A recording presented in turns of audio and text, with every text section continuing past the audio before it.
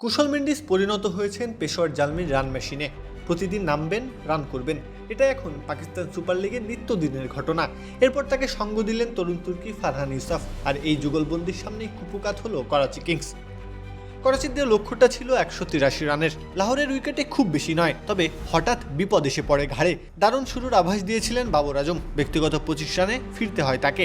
আরেক opener James ভিন্সও ব্যর্থ হয়ে ফিরে যান, অ্যারন হার্ডিও থিতু হতে পারেনি। 67 রানে 3 উইকেট হারিয়ে তখন বেশ বিপাকেই পেশোয়ার। তবে ভরসা দিলেন কুশল, যে ফর্মে তিনি রয়েছেন তাতে এই ম্যাচ বের করা তার কাছে ডাল ভাতের মতোই। একজন ব্যাটারের পক্ষে যতটা ধারাবাহিক হওয়া সম্ভব, মেন্ডিস ঠিক ততটাই হয়েছেন। বোলারদের কপালে চিন্তার ভাঁজ পড়েছে, মাথায় কেবল ঘুরপাক খাচ্ছে কিভাবে মেন্ডিসকে ফেরানো যায়। তবে মেন্ডিস এখন পরিণত হয়েছেন দুর্ভেদ্য দেয়ালে, যা ভাঙা সহজ না।